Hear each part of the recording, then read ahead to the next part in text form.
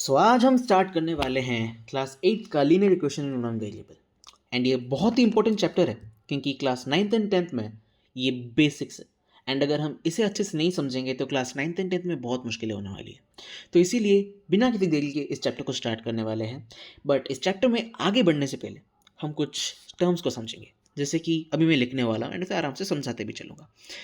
Constants होता है, अच्छा अच्छे से लिखता हूँ। कॉन्स्टेंट्स कॉन्स्टेंट्स क्या होता है?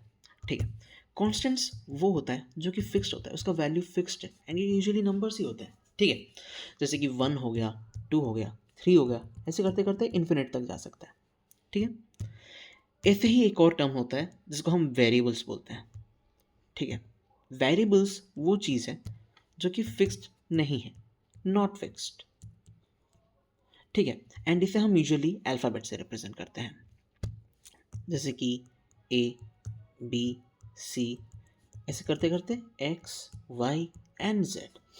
एंड सबसे ज़्यादा यूज्ड वेरिएबल हमारा एक्स होता है। ठीक है, तो इसको लाइक इस चैप्टर में जितने भी हम क्वेश्चन सॉल्व करेंगे मोस्टली एक्स ही हमारा वेरिएबल होगा। ठीक है, इसके अलावा अगर कोई भी नंबर लाइक अल्फ़ाबेट दे दे तो घबरा मत जाना, वो सेम ही चीज़ है, वेरिएबल ही है। ठीक है, तो इसके साथ एक और चीज़ भी होता है, एक और टर्म होता है जिसको हम बोलते हैं कोफिशिएंट। ठीक है, कोफिशिएंट क्या होता है हम समझते हैं अभी। ठीक है, तो हम समझ गए वेरिएबल्स क्या होता है। ठीक है, एक अभी लिखता हूँ, जैसे कि 7x लिख लिया। ठीक है, तो 7x में x क्या है? ये तो वेरिएबल है। ठीक है, एंड ये 7 क्या है? हम इसे ही बोलेंगे कोफिशिएंट। जो भी नंबर हमारा वेरिएबल से पहले आएगा उसे हम कोफिशिएंट बोलेंगे। ठीक है, कोफिशिएंट बोलेंगे। तो अब हम इतना समझ गए, हम थोड़ा आगे बढ़ते हैं कि एक्सप्रेशन क्या होता है। अभी जो एक्सप्रेशन है इसमें ये तीनों की तीनों चीज़ यूज़ होंगे, साथ में एक और चीज़ भी यूज़ होगा जिसे हम साइंस बोलते हैं। ठीक है, साइंस तो हमें पता ही है क्या होता है, plus minus multiplication and division. ठीक है, सो हम इन सबको यूज़ करके एक चीज़ लिखेंगे जिसे हम बोलते हैं एक्सप्रेशन। ठीक है, एक्सप्रेशन ये होता है, इसमें सब होता है। ठीक है, एक्सप्रेशन में सब होता है। एक अभी लिखता हूँ एक्सप्रेशन कैसा दिखता है। ऐसे लिखता हूँ, 2x plus 3y minus Z. बस क्या लिख रहा हूँ, जेड। ठीक है, देखो, अच्छा एक और नंबर भी लिख लेता हूँ, +5। अब ये जो चीज़ मैंने अभी यहाँ पे लिखा है इसे हम एक्सप्रेशन बोलते हैं। ठीक है, क्यों? क्योंकि इसमें देखो वेरिएबल्स है। ठीक है, वेरिएबल्स है, कॉन्स्टेंट्स है, कोफिशिएंट्स भी है, और भी वेरिएबल्स है यहाँ पे, तो इसीलिए हम इसे एक्सप्रेशन बोलते हैं। ठीक है, इतना समझ के अब एक्सप्रेशंस को ही यूज़ करके हम इक्वेशंस लिखते हैं। तो अभी चैप्टर के नाम पे आ जाते हैं कि उस नाम का क्या मतलब है। हम क्या बोलते हैं, linear equation in one variable. अच्छा, इसे समझने से पहले हमें एक और चीज़ समझना पड़ेगा, ये डिग्री क्या होता है। ठीक है, ये डिग्री क्या होता है। सो देखो, अब ये एक एक्सप्रेशन लिखने वाला हूँ। देखो, 5x⁵ plus 4x³ plus 3x। ठीक है, तो अब यहाँ पे देखते हैं कि हाईएस्ट पावर क्या है। हाईएस्ट पावर क्या है? यहाँ पे हाईएस्ट पावर 5 है, यहाँ पे हाईएस्ट पावर 3 है एंड यहाँ पे हाईएस्ट पावर क्या, 1 है। ठीक है, तो इस पूरे एक्सप्रेशन में ये तो टर्म का इंडिविजुअल हाईएस्ट पावर है, तो पूरे एक्सप्रेशन का हाईएस्ट पावर कितना है, 5 है। एंड यही तो इस पूरे एक्सप्रेशन का डिग्री है, इसका डिग्री इक्वल्स टू 5 हो जाएगा। ठीक है, तो डिग्री वो होता है जिसका, डिग्री वो होता है लाइक जो हाईएस्ट पावर होता है पूरे एक्सप्रेशन का। ठीक है, एंड जब हम लीनियर इक्वेशन पढ़ेंगे तो लीनियर का मतलब ही यही है कि उसका डिग्री जो है, उसका जो हाईएस्ट पावर है, हमेशा 1 होना चाहिए। ठीक है, अब इक्वेशन को समझते हैं। इक्वेशन क्या होता है? हम बचपन में ये पढ़ते आ रहे हैं कि एक चीज़ होता है ना, LHS इक्वल्स टू RHS। अब वो फाइनली काम में लगने वाला है, समझ रहे हो? ये पूरा चीज़ अभी फाइनली काम में लगने वाला है। देखो, इक्वल टू का क्या मतलब होता है? अभी अगर मैं एक एक्सप्रेशन लिखूंगा यहाँ पे 3 + 2 क्या होता है, इक्वल्स टू 5 होता है। यही तो इक्वेशन है, ये एक इक्वेशन है, समझ रहे हो? इक्वल टू का मतलब होता है जो चीज़ LHS में है सेम चीज़ RHS में है। ठीक है, जो चीज़ LHS में हो रहा है सेम चीज़ RHS में भी होगा, ये उनका एक म्यूचुअल अंडरस्टैंडिंग है इक्वल टू के होने से। ठीक है, तो यही चीज़ समझ के अब मैं एक लीनियर इक्वेशन लिखने वाला हूँ। लीनियर का मतलब क्या रहा, डिग्री उसका 1 होना चाहिए। इक्वेशन हम लिखेंगे अभी ऐसे ही।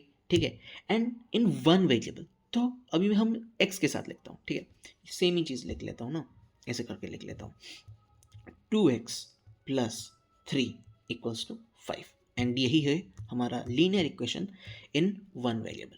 लीनियर भी हो गया हाईएस्ट डिग्री, लेकिन इसका डिग्री जो है 1 है, यहाँ पे कॉन्स्टेंट्स है, वेरिएबल्स है, कोफिशिएंट्स भी है एंड सब ही है, यहाँ पे इक्वेशन भी है ये, ठीक है।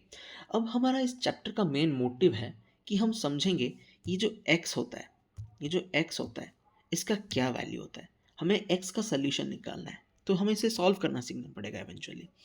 तो इस इक्वेशन को अभी हम सॉल्व करना सीखेंगे, ठीक है। सॉल्व करने का हमारा ये एक मकसद होना चाहिए कि क्या है ना, LHS में हमारा वेरिएबल रहेगा एंड RHS में कांस्टेंट रहेगा। कांस्टेंट को मैं C से रिप्रेजेंट करूँगा, ठीक है। तो हमारा जो भी आंसर निकलेगा वो कुछ ऐसा निकलने वाला है, ठीक है। देखो कांस्टेंट का मतलब ये नहीं है कि ये सिर्फ और सिर्फ होल नंबर रहेगा, ये रैशनल भी हो सकता है। अगर कांस्टेंट में 5 की जगह 5/3 आ गया तो ये भी कांस्टेंट ही है एंड इसे ही हम सॉल्व करेंगे, इसे ही यही हमारा सोल्यूशन है, ठीक है। अगर ऐसा कुछ आ जाएगा क्वेश्चन एंड उसमें हमारा आंसर फ्रैक्शन में आ रहा है तो कोई डरने की बात नहीं है, वही भी आंसर वही है, लाइक वही आंसर है, ठीक है। चलो अब हम इस इक्वेशन को सॉल्व करेंगे। देखो इसको सॉल्व कैसे करना है। सो यहाँ पे 2x प्लस 3 है, मुझे लेफ्ट हैंड साइड में क्या चाहिए, एक वेरिएबल चाहिए। वेरिएबल चाहने लाइक अगर मुझे वेरिएबल चाहिए मुझे एक एक चीज़ करके हटाना पड़ेगा। +3 को हटाने के लिए मुझे यहाँ पे 2x प्लस 3 माइनस 3 कर लूँगा। ओके अब ये एक इक्वेशन है जो LHS में है, सेम चीज़ RHS में भी होगा, तो यहाँ पे 5 माइनस 3 भी लिखना पड़ेगा मुझे, ठीक है। 3 से 3 यहाँ पे चला जाएगा तो ये हो जाएगा हमारा 2x एंड यहाँ पे 5 से भी 3 गया 2 हो गया, ठीक है, 2 हो गया।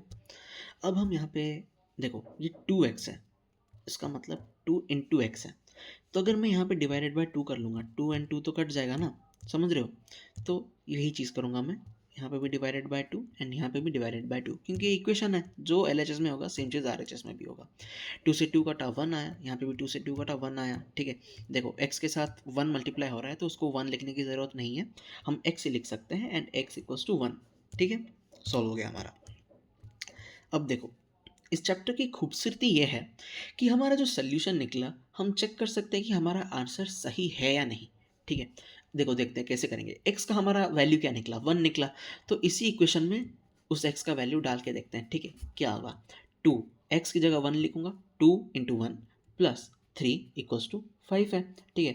2 इंटू 1 कितना होता है, 2 प्लस 3 कितना होगा, 5 ही तो होगा, 5 ही तो होगा, तो हमारा आंसर सही है इसका मतलब।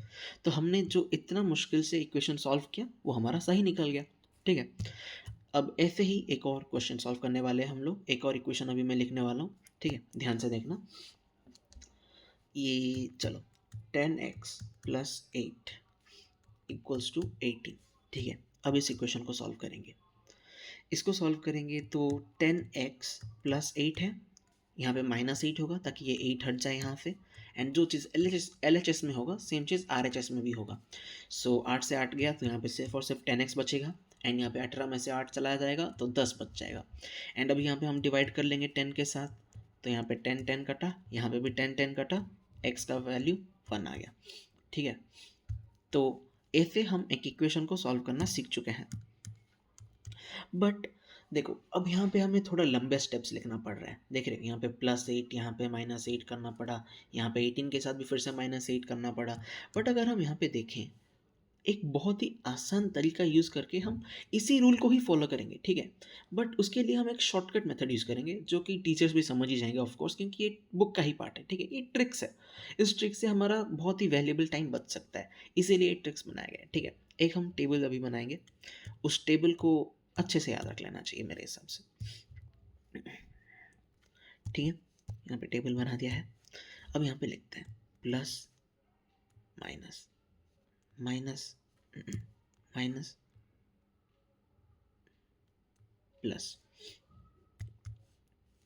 एक सेकेंड सॉरी, यहाँ पे मल्टीप्लिकेशन डिवीजन डिवीजन मल्टीप्लिकेशन, ठीक है, हो गया हमारा। अब यहाँ पे इक्वल टू दे देंगे एंड यही हमारा टेबल है, हमारा टेबल बन के रेडी हो चुका है। सो यहाँ पे मैं लिख लूँगा ये LHS है एंड ये है हमारा RHS, ठीक है, तो हमें इसमें समझना है कि ये टेबल करता क्या है। ठीक है, जो चीज़ LHS में है हमें उसको RHS में लेके जाना है। तो अगर LHS में कुछ प्लस में है तो वो RHS में जाएगा, तो तो वो माइनस में बदल जाएगा।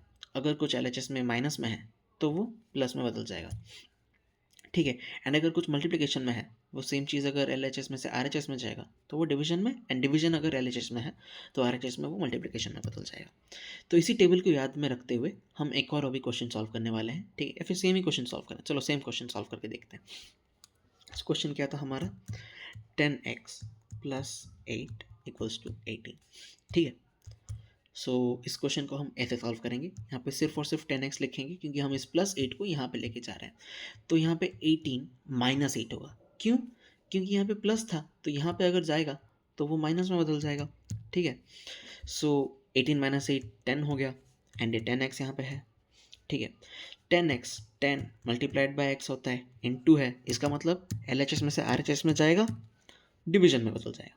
तो x equals to 10 divided by 10, जो कि हमारा, अब हम इसको काट लेंगे तो x इक्वल्स टू 1 आ जाता है। क्या कर रहा हूँ, x इक्वल्स टू 1 आ गया हमारा आंसर, जो कि हमारा पहले आंसर के साथ बहुत ही मैच करेगा क्योंकि आंसर तो सेम ही है ना। देख रहे हो, सेम ही तरीका है, बस थोड़ा सा मॉडिफिकेशंस किया है, थोड़ा सा शॉर्टकट मेथड यूज़ किया है, एंड हमारा इतना इजीली सॉल्व होके आ जाएगा। ठीक है, चलो एक और क्वेश्चन सॉल्व करता हूँ मैं। अब हम एक, अच्छा ये क्वेश्चन अच्छा है, 3x प्लस 2 इक्वल्स टू 20, इसे हम सॉल्व करेंगे। ठीक है, देखो ये प्लस में है, यहाँ पे आएगा माइनस में बदल जाएगा। ठीक है, तो यहाँ पे लिख लूँगा 3x 20 माइनस 2, यहाँ पे 3x ही रहेगा, यहाँ पे हो गया 18। ठीक है, 3 इंटू एक्स है, मल्टीप्लिकेशन में है, यहाँ पे आएगा डिवीजन में बदल जाएगा। तो यहाँ पे इसमें आराम से लिख सकता हूँ x इक्वल्स टू 18/3, जबकि हमारा आंसर आ जाएगा अभी x इक्वल्स टू 6। ठीक है, अब हमारा आंसर सही है या नहीं हम इसको चेक भी कर सकते हैं। मैंने बोला था जो x का वैल्यू आया उसको उठा के हम ओरिजिनल इक्वेशन में डाल देंगे। ठीक है, चलो x को यहाँ पे डाल के देखते हैं इक्वेशन में। ठीक है, सो अगर यहीं पे मैं कर लेता हूँ। ठीक है, 3 इंटू 6 प्लस 2 कितना होगा, यहाँ पे हो जाएगा 6 3 18, 18 प्लस 2 20 आ जाएगा, एंड 20 ही तो है हमारा RHS में, समझ रहे हो। तो इसका मतलब हमारा पूरा का पूरा इक्वेशन सॉल्व होके जो आया है पूरा सही है, आंसर एकदम सही है। अच्छा, इसका मतलब ये है अगर ये जो वैल्यू हम डाल के देखेंगे अगर इक्वेशन में, एंड वो इक्वेशन LHS जो RHS के साथ अगर सेम नहीं होगा तो इसका मतलब हमारा सोल्यूशन गलत है, हमें फिर से सॉल्व करना चाहिए। ठीक है, ओके, अब हम और भी थोड़ा क्वेश्चन प्रैक्टिस करेंगे क्योंकि जितना क्वेश्चन प्रैक्टिस होगा उतना ही हमारे लिए अच्छा है। तो एक और क्वेश्चन लिखता हूँ, एक और वेरिएबल यूज़ करता हूँ भी एक्स के अलावा, 13z माइनस 4 इक्वल्स टू 9। इसे सॉल्व करते हैं, बहुत ही आसान सा सवाल है। यहाँ पे 13z लिखूँगा, प्लस सॉरी माइनस में है तो ये प्लस में बदल जाएगा, सो 9 प्लस 4, एंड ये हो जाता है हमारा 13, एंड यहाँ पे फिर से 13 ही है। तो अभी मल्टीप्लिकेशन में है, यहाँ पे RHS में आएगा तो वो डिवीजन में बदल जाएगा। सो z इक्वल्स टू 13/13, एंड हमारा फाइनल आंसर निकल के आ जाता है z इक्वल्स टू 1। अब इसको हम फिर से इस क्वेश्चन में डाल के देख सकते हैं, ये आप लोग खुद चेक कर सकते हो, फिर से करने की ज़रूरत नहीं है क्योंकि आंसर सही है। ठीक है, अब एक और इक्वेशन सॉल्व करेंगे, एंड ये हमारा फाइनल इक्वेशन होने वाला है आज का। देखो 4y माइनस 7 इक्वल्स टू 9, इसको हम अभी सॉल्व करते हैं। जैसे कि अब चलो 4y यहाँ पे रहेगा, ठीक है, एंड यहाँ पे 9 है, ये माइनस यहाँ पे प्लस में बदल जाएगा, सो मैं आराम से लिख लूँगा +7। ठीक है, अब ये कितना हो जाता है 4y इक्वल्स टू 16।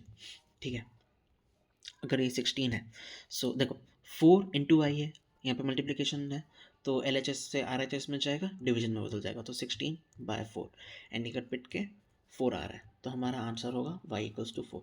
एंड हम इसको कैसे चेक करेंगे, ये जो y का वैल्यू 4 है, इस 4 को हम इस ओरिजिनल इक्वेशन में डाल के देखेंगे, एंड अगर हमारा आंसर सही आ रहा है, लाइक अगर इक्वेशन सेटिस्फाई हो रहा है तो हमारा आंसर एकदम सही है।